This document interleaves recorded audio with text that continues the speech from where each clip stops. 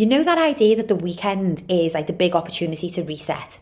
So we finally get time to rest. We get ourselves organised. We might even take a breath. If you are a mum listening to this and you've got young children, you've got teenage children, it doesn't matter what age, I think we can all agree that is a fairy tale. And so the weekends for us are just as busy. It's just a different kind of busy. And so running ourselves into the ground Monday to Friday, hoping that Saturday and Sunday is going to be the saviour, is, I believe, what could be setting a lot of you back. Ladies, welcome back to the Nicola Graham Podcast. I am on your side with this one today. Hear me out. In today's episode, I am breaking down why that pattern is holding you back in your transformation. I'm always on your side, as you know. But I want to give you the mindset shift of what thriving should actually look and feel like with small intentional choices every day. Not just waiting for the weekend for that one big opportunity to recover, get back in the driver's seat, for then Monday to roll back around and it's back to stress and back to burnout. Because truthfully, ladies, our stress, our hormones, our energy levels, like, we don't run on the cycle of what day of the week it is. Our body doesn't care what day of the week it is. It is our responsibility to show up and care for ourselves on a daily basis. So let's talk about what that actually really means and how to avoid this consistent burnt out feeling. Before we do get into today's episode in full, I'll kick off with my Unfiltered. I did say earlier in the week we've got an announcement to make on this week's episode. I will save that till the end. Unfiltered for this week, I'm going to give a recap on, I went to the races at the weekend, to the Grand National. I had quite a few questions actually, so I showed up on social media the following day, as I always do, eating in a certain way, prioritising the good stuff, getting my general movement. And I had a few messages like, are you not hungover? So I'm going to share some of how I navigated that at the weekend, because I did have a couple of drinks. Ladies who've been with me for a while, you will know I very rarely drink. And this is just because I'm just accepting of the fact that alcohol does not like me anymore. It just doesn't agree with me. I'm not sure if I said this on a previous episode, but it was like a bit of a penny drop even for myself to say it out loud a couple of weeks ago. And me and the hubs were talking and he was saying, oh, remember when we used to do this? Remember when we used to do that? And he said, remember when you used to love it? You used to love a drink when we went out. And I said, yeah, I still would like to have a drink when I go out, but drink does not like me. So there's that decision taken out of my hands. It's this level of self-acceptance, and I think we've got to find that in everything, ladies, whether it's the changes that we make to our training, whether it's the changes that we make to the Saturday night takeaway, or the fact that we can't eat out of the canteen anymore. We've got to prep our lunches because that way of eating, it might have worked previously, but we've got to be accepting in what no longer agrees with us, with our best selves, and we're allowed to grow, we're allowed to evolve, we're allowed to change, and we need to embrace that. So we went out at the weekend, and honestly, I felt really good. And I'm going to say this on here, and whether or not you will believe me or whether you'll think I'm just saying it for the benefit of the podcast. So the previous 2 weeks leading up to going out at the weekend, it was Easter holidays. So we went away to the Lake District for a couple of days. Obviously we had like the chaos of Easter weekend and just going out for meals and the nice roast dinners and the Easter eggs and everything else. And so like months ago when the races got booked, I was a bit like, oh, great timing, because I don't go out to that many social occasions, I'll be honest. So it would be nice if they were spaced out a little. And as women, we like to give ourselves that chance to sort of like prep, don't we? If we're going out somewhere and we don't go out that often, we want to give ourselves a chance to prep. And I did not have any of that time last week, but it was a real penny drop moment for me, because, and what I mean by prep is, some of you will relate to this. It's very much part of my routine to go to the gym and eat in a certain way. But if you've got something coming up, maybe we make that extra effort to get those extra couple of thousand steps. Maybe we make the extra effort to get the gym sessions as planned, or to eat in a certain way, or to do the dinner and done principle, or to completely reduce snacking, or whatever it is that you do in a bid to just have you feeling like you've turned the dial up a little bit. Well, all of that went out the window for me last week, because I genuinely, I'm telling you this, we done something action-packed every single day. And so it was a penny drop at the weekend to realise, another penny drop, to realise that I don't need to do that anymore. Honestly, so my friend messaged me on Thursday night. I was going to take Friday to just paint my nails and put my tan on. I'm going into the depths here, but I will get to a few of the things that I'd done to keep me on course over the weekend so that I avoided a hangover, which was miraculous. But anyway, I'll share because it might benefit one or two of you. So my friend messaged me on Thursday and she was like, do you want to take the kids to Delamere Forest tomorrow? And I was like, I was meant to be like painting my nails, doing my tan, blah, blah, blah. And you know, when you're like, I've given myself one day, I'm still going to have the kids anyway, but I've given myself one day to kind of just catch a breath, get my outfit out. Like I didn't even try my outfit on in full until the Wednesday before we were going the races. So that was the point at which I realised my dress was far too long.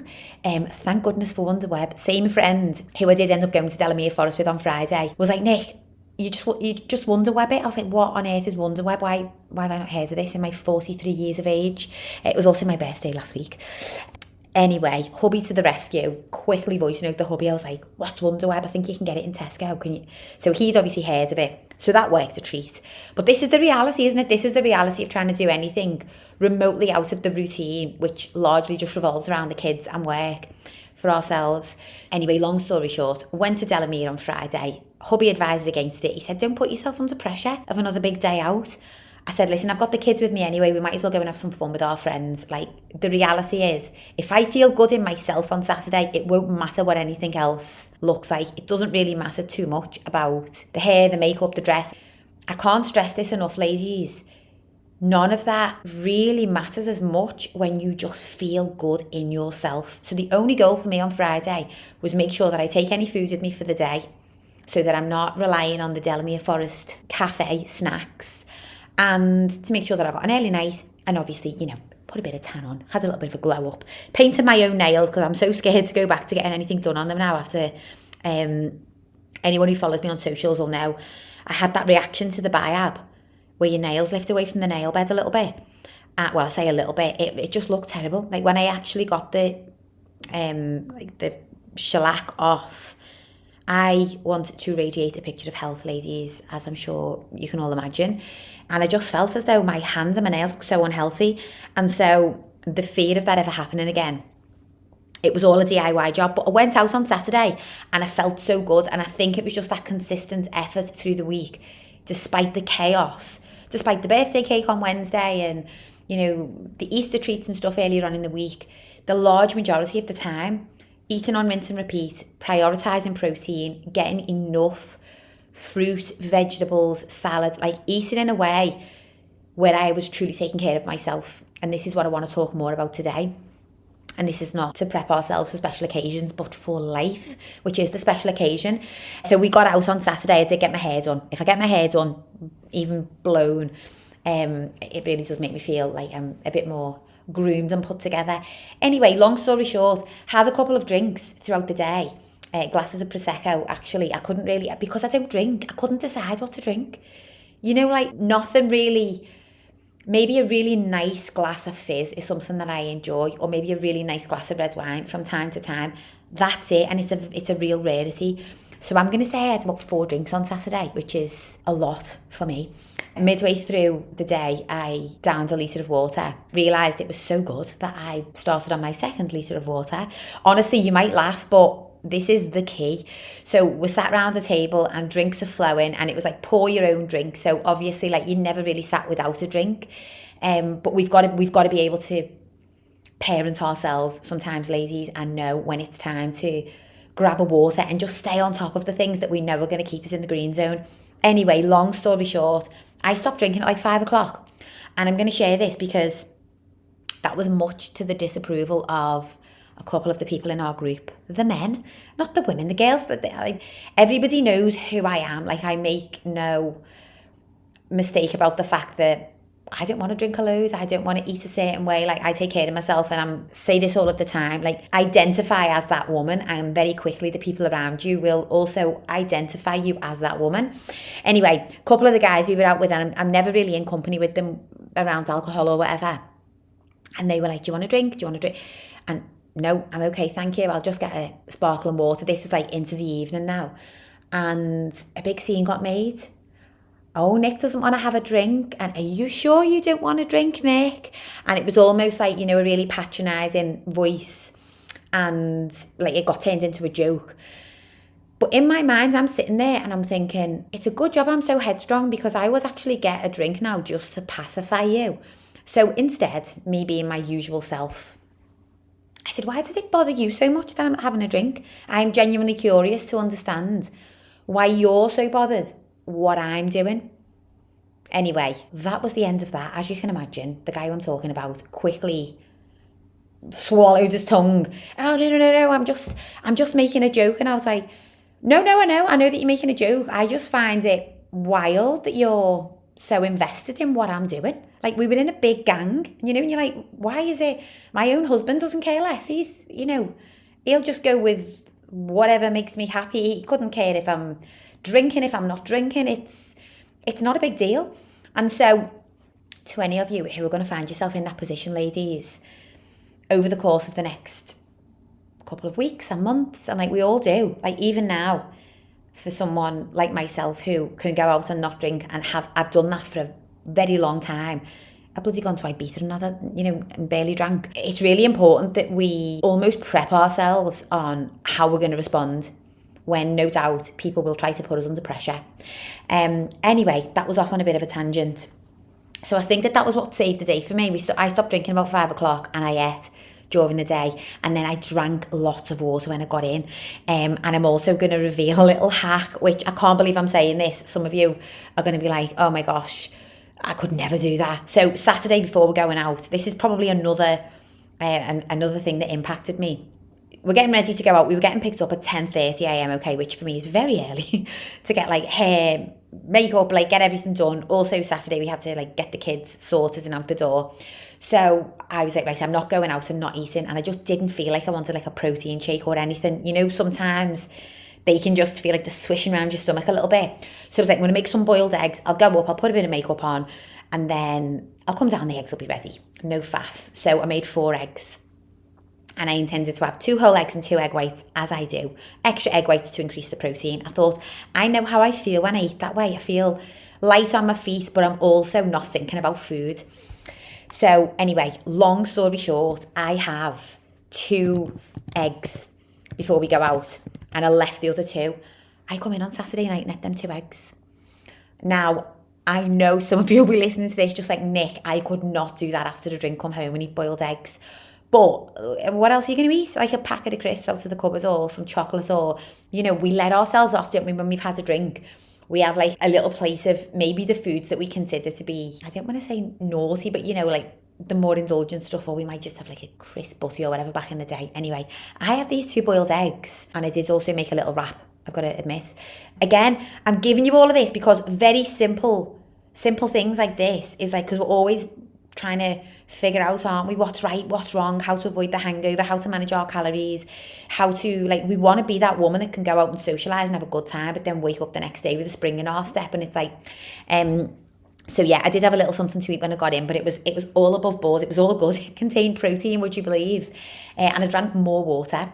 So over the course of the day, I probably got about 4 litres of water in, to be honest, just because I was conscious of the alcohol. And on Sunday, I felt all right. I felt really good, and I just prioritised the simple stuff that I know keeps me at my best, and I would recommend you all do the same. When you go out and have alcohol, we know that the first thing the body's got to get rid of is the alcohol. So general movement's like the easiest way to get rid of that. Potentially not the thing that you want to do after you've had a drink, but we've got to get past what we feel like doing and just get it done anyway. Which brings me on to this week's podcast, where we are going to talk about how to maximise our day-to-day, ladies, so that we are thriving without burnout, without relying on the weekend. Because I honestly don't believe that reset of a weekend mindset is doing many of us any favours. So first of all, our stress bucket, if you will, doesn't empty simply because it's a Saturday. It's the same way that I'll always tell you that, like, just because it's the 1st of January doesn't mean that everything's going to change overnight. Just because of a date in the calendar, like, we've got to take the action to make that change. And so just because it's Saturday, although the routine may seem to shift, and it does, our stress levels don't suddenly just go away. And so when we are pushing hard all week, we're in survival mode, we're running on caffeine, we're running on poor sleep, our weekends end up just being damage control. And so this way of living that we're trying to create for ourselves, and like very few of us are actually living of a weekend. Like, we are genuinely think about it, we're surviving and we're trying to restore our energy, but we're not really living by energy generating habits. Does that make sense? We're not setting ourselves up during the week for an energized weekend. And I'll take you back to something that I always talk about inside of our Thriving Women community, which is that, like, thriving is not about intensity. It's not about how hard you can push, how much you can do, how restrictive you can be, how little sleep you can power on. Like, it's really not. Maybe it was in our 20s and we've spoken about this, but thriving is not about intensity anymore. It is about consistency. And if you want to have energy left for life and living and vitality at the weekend, then we've got to stop saving ourselves for the weekend. So let's first of all break it down. What is really happening? So I've had a couple of conversations with clients, and my conversations with clients, ladies, are generally what tend to bring on these very specific conversations, because I know if the women that I'm working with are feeling this way, and I know a lot of you listening have a similar mindset, then I know that this is going to be relatable to all of you. But a lot of the women that I'm speaking to at the moment, genuinely, like, it's almost chronic stress during the week, whether that's because the workload is so intense, whether it's because you're trying to manage the workload and you've also got the kids off, or maybe you have a change in role, or you've lost a team member, or you're working to a deadline, or you are just trying to be this very present mum, and you want to be all of the things, and we want to be this picture perfect parent, but then we also want to kick ass in business as well, and we want to be able to show up in a certain way in work, and it's putting us under so much stress. And then what is happening is it's causing massive cortisol dysregulation. And so when this hormone gets out of balance, it impacts the quality of our sleep, and it means that we end up with stronger cravings. Now, just to give a bit of background on this, bit of context behind it, you've heard me say this before, but I will remind you. When cortisol is dysregulated, which it's not to be blamed for everything, but when cortisol specifically is dysregulated, that impacts where we store fat on our body. So cortisol signals to the body, we're in fight or flight. Okay, we've got bigger things to deal with right now than worrying about how to evenly distribute calories. So when you put food in, I want you to think about cortisol like this little man in a hard hat. Do you know what I've realised? I think where I've got this analogy from is, or it makes me think of Inside Out. Do you know the way I always talk about the functions of the body being like little men in hard hats? I actually think I've always spoken about it in this way, even before the film Inside Out. You might not have seen it. It's a Disney movie. It's inside a young girl's mind, and all of her emotions are represented as like these little guys. So you're going to think of cortisol as like one of the little guys running around, and this hormone is responsible for keeping us safe. And so if we were in danger, it would spike and it would give us that adrenaline boost to be able to run faster, or all of a sudden, lift both kids up at the same time, or whatever it is. Have you ever noticed, like, when you are under intense pressure, or if something crazy was to happen, you all of a sudden get this boost from nowhere? That is your body's very clever way of being able to accelerate and get you out of fight or flight. Now, if we are chronically putting ourselves in that position, what happens is the cortisol blocks the proper digestive function, proper functioning of like how to distribute calories in the body. So in an ideal scenario, we're regulated, our central nervous system is regulated. We eat, and if we're very consistent with the way that we move and the way that we eat, our body will push some of those calories into the muscles so that next time we work out, we're ready to go. Muscles are ready, they're fueled. And then any other calories that come in as excess will be managed and distributed evenly. When your cortisol is dysregulated, the body can't manage that. So the calories, the fat, whatever we want to call it, just gets put on our stomach, because that's the quickest way for the body to manage. So, and this is why we call it, or you will have heard it referred to as stress belly. And I think we all know someone, especially maybe in corporate jobs. I know when I worked in a more corporate environment, even the guys at the very top who seemed to be on their game and going to the gym and all the rest of it, but then they always carry this weight around the middle, and it's a stress belly is what it's called. And it's a simple reaction from the body when cortisol is out of control. So just to give a little bit of context on that. But then also importantly, And some of you will believe in this and some of you may never have heard of it, but the mind and body work as a team. And so if you're not switching off and you're not offering yourself the chance to switch off Monday to Friday, your body and mind will really struggle to switch off Saturday and Sunday, because it's the same as everything else. It's a consistent habit that we've got to try to get ourselves into. And the weekends will come and we'll want to switch off, but you've not given your body that trust to come out of fight or flight. And that's what it is, that your body will learn to trust you. It's the same with, like, when we're starting on your fat loss journey, for example. Okay, if you've always been somebody who has yo-yo dieted and you've always done crash diets and one thing and another, it might take a couple of weeks for your body to adapt to this new way of living. And so whilst we want to see results in the first 7 days, if you are new to eating in a certain way, moving in a certain way, like, it'll take a while for your body to build that trust. And this is why consistency is so important. But if we're not offering ourselves that opportunity Monday to Friday, your body won't come out of fight or flight just because it's Saturday. Like, that's not going to happen. And so when it comes to these long-term results that we're all striving for, we can't nail them down on inconsistent recovery.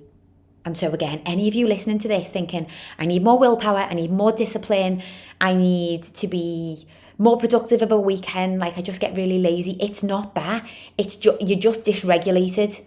And that is a very different story to being lazy or lacking willpower. So I want to introduce you to the daily dose principle, which is something that I talk about inside of Thriving Women. And this is the small intentional actions that you can implement daily. Now, will it take effort? Yes. Potentially, depending on what your current day-to-day looks like, it's going to take effort. But let me remind you on this, to anybody who's listening, the effort that we put into ourselves, no matter how big or small, is something that we will never regret. Again, I know a big struggle is the guilt of prioritising ourselves and how am I going to make it happen, and I've got to do the ironing and I've got to get breakfasts and lunches and everything else ready of a morning, and then I've got to give my husband some attention when I get in, and like, taking time for ourselves feels sometimes just beyond our bandwidth, but it is feasible. But it is going to mean that something somewhere either needs to be part of a trade-off, or we just need to get really very realistic about how we are spending our time and what we are choosing to prioritise. And then from there, we're just going to build a system that works, ladies. So everything is systems, whether it is, prepping your meals, whether it's the time of the day that you go and get your walk, whether it's the days of the week that you work out. So again, another really good tip I'll talk about is having set days for workouts, because that then becomes your routine. And it's really hard to establish a routine if you just go to the gym when you're free or when you feel like it, versus if a Wednesday is a day that you get a workout, then it doesn't matter what else is going on. Wednesday's the day that you work out. And if you feel like lying in bed, well, you can do that tomorrow on Thursday, because Wednesday is workout day. So it's establishing routines and systems that are going to keep you at your best self. So some examples might be, you're going to have a 10-minute non-negotiable walk every day. Now, for some of you, that's not even happening at the moment. That has got to happen. A 10-minute non-negotiable walk every day. And that could be parking a little bit further away or doing an extra lap of the block before or after the school drop-off. It might simply just be getting away from your desk on lunch. But we have to offer ourselves this opportunity to re-regulate, because that is what a walk is going to offer you.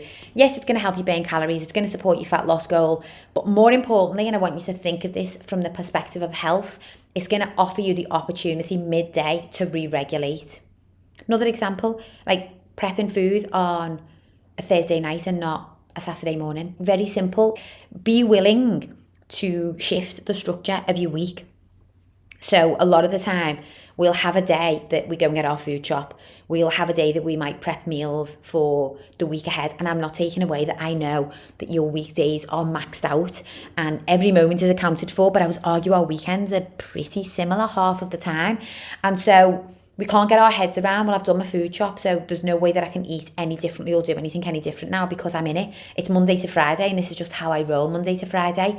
But what I would love you to think about is this serving me? Is the way that I am currently running my Monday to Friday, am I at my best self? Am I transforming at the rate that I want to? Am I showing up as that best version of myself? Am I going into the weekend with energy, with vitality? Am I able to switch off? And if the answer to any of that is no, then be willing to do things differently during the week. And it might just mean that we make 10, 15 minutes for yourself that we previously weren't doing. I'm not saying that we've got to overhaul everything. For a lot of us, that is not feasible.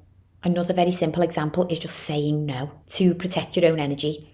And I want you to think about this going into the next 7 days or even the month ahead. Think about how many times you say yes on autopilot to meet anybody else's needs or requirements without even realising it. So we tell ourselves we haven't got time, but then the minute somebody else asks something from us, we say yes. So we haven't got time for ourselves, but in an instant we can agree to dinner, coffee, picking up, dropping off, whatever it might be for everybody else.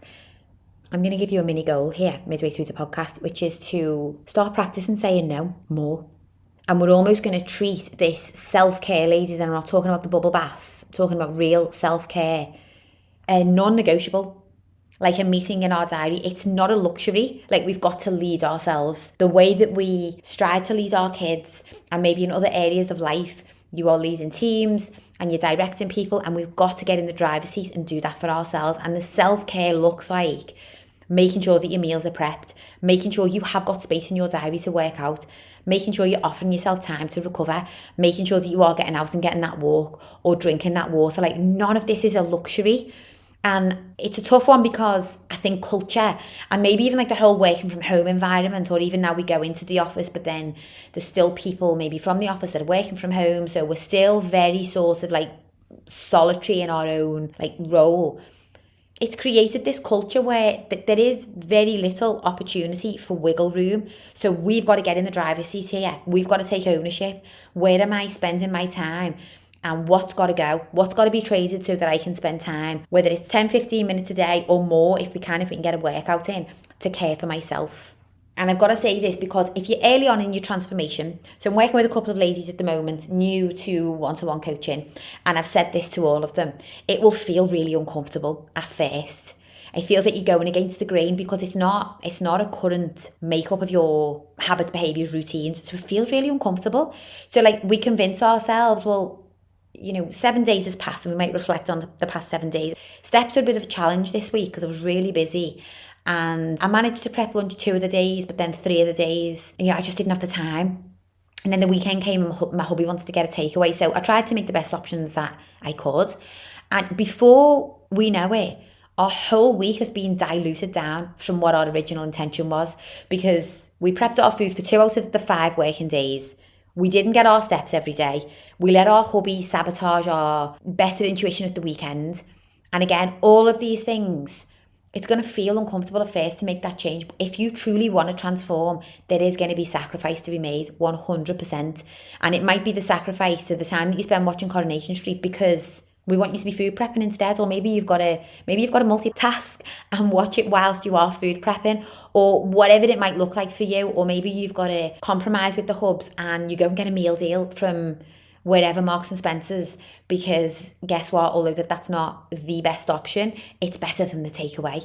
And so it's constantly looking at where you're compromising yourself because it happens without us even realising it, I think. And so the chaos that what I've just described has become normal. So those 2 days, and I'm just going to use this example, those 2 days when you did prep, you felt like you were winning at life. The days when you got your steps, you were winning at life.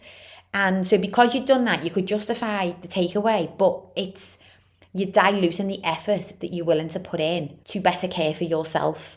And this is not about accelerating the fat loss goal or reaching a specific number on the scales. Like, that's what we're all striving for. But in order for us to get that outcome, we have to set the systems in place that are going to drive that outcome. The habits and the behaviours, the daily way in which we show up is going to result in that outcome. That is it, point blank. So, and I think this is the hard part again to get your head around sometimes, is that we know where we want to get to. So we want to lean out, we want to tone, we want to have more energy, we would love to be more confident, but yet we are unwilling to put the systems in place that are going to roadmap us to that result. And we put all of this pressure on this one workout a week, or we put all of this pressure on the weekend, or we're going to be as good as we can Monday to Friday, only then for the weekend to bite us on the butt because we've allowed ourselves to burn out. And so we're constantly on this hamster wheel. And so I would just think on this, feel less guilty taking time for yourself, whether it's stopping work early or just letting the hubby take some of the household chores or being out of a morning when the kids wake. I know that this is a tough one for a lot of us, getting up and going to the gym or maybe even working out from home when the kids wake up. There will always be a sacrifice and a trade-off. And I would argue that we are better serving them, taking care of our own health, building our strength, giving ourselves the opportunity, as I talk about, to re-regulate. Like, our kids get such a better version of us when we do that. And they see us taking care of ourselves. They see it. It becomes their reality. Like, the adults in my life, my parents, take care of themselves. How do you think that is going to impact them when they are adults? They are going to believe that taking care of themselves is normal. Prioritizing themselves is normal. And if you're doing the exact opposite right now and your kids are seeing you burnt out and constantly at the end of your tether, that also normalizes, oh, this is adulthood. So we've got to think about that whole bigger picture. So remember, slowing down, finding these ways to care for yourself Monday to Friday, it's not failing. It's not admitting defeat. I know some of us, we pride ourselves on being able to be everything to everyone at all times. But we've got to get in the driver's seat here and protect our own energy, ladies. And we want to build that brain-body connection of I can trust myself. I say I'm going to do something and I do it. I feel myself getting dysregulated and I know how to calm my central nervous system. I get clear on my nutrition needs and I follow through. I exercise and move my body not as punishment. I'm not trying to sweat as much as I can in the gym. I am trying to mobilise and get stronger and lift heavier and move well and really take care of myself. And believe me, it is possible because I am working with women now who have made it possible.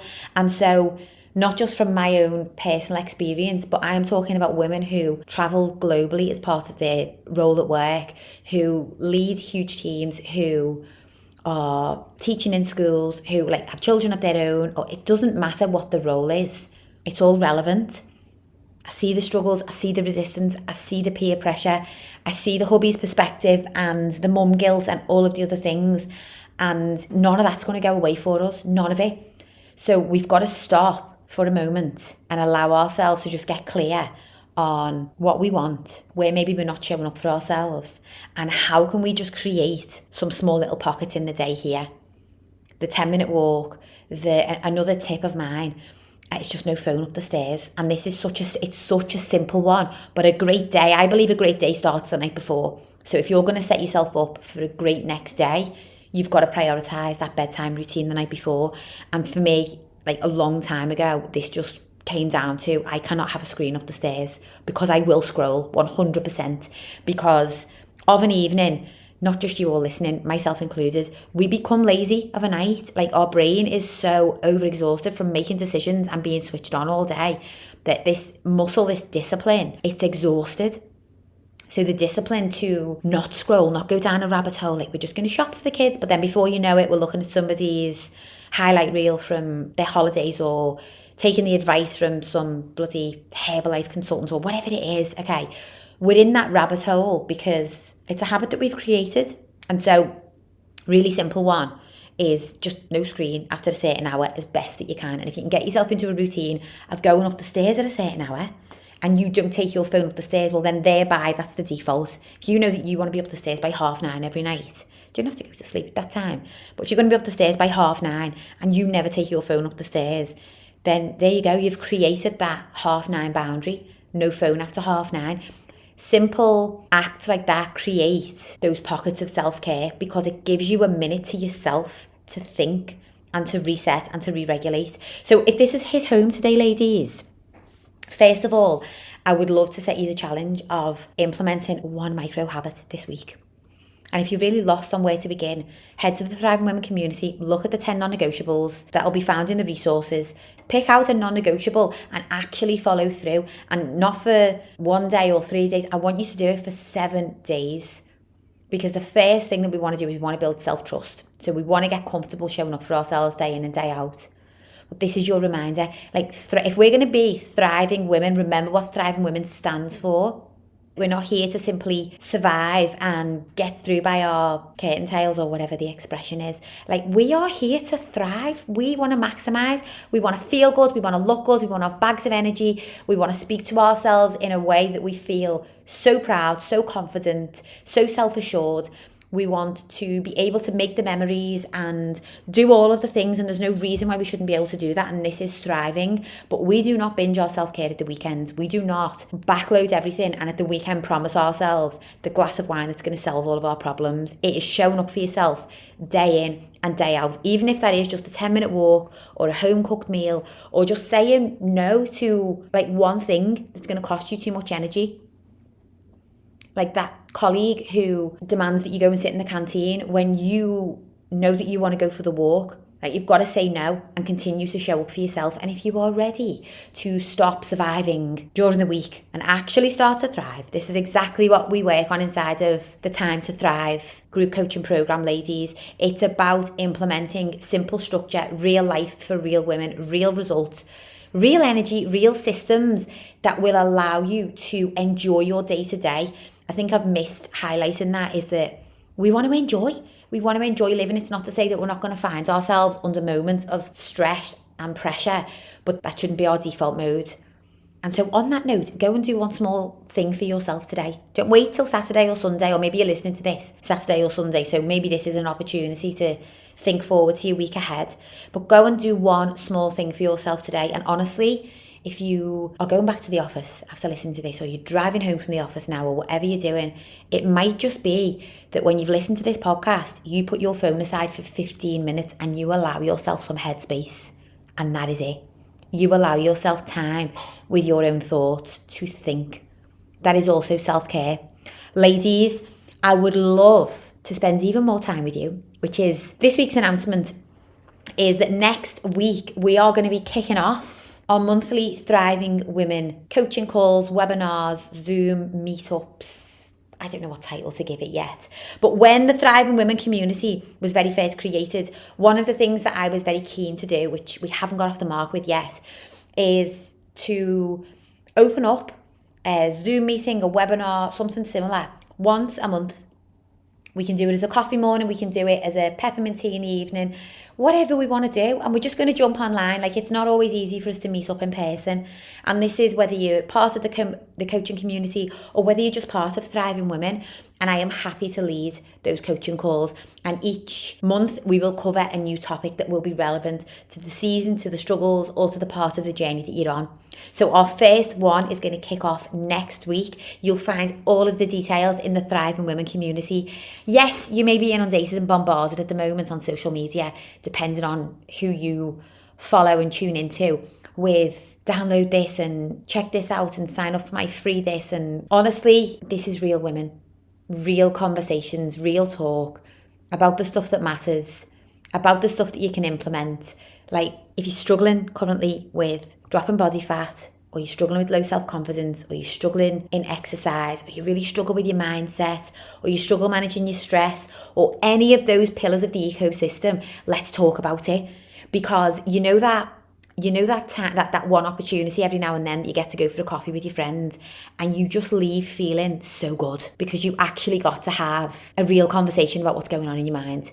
And you just got an opportunity to just get off the hamster wheel for a minute and rationalize your thoughts, and maybe you'll get some motivation and some inspiration to take action. But I would love for you all to join me. So all of the details, including the Zoom link, will be on our Thriving Women community page. If you're not a part of the community, ladies, the link is in the details below. Come over, come join us, and hopefully I will get to see some of you in person as we're going to get next week.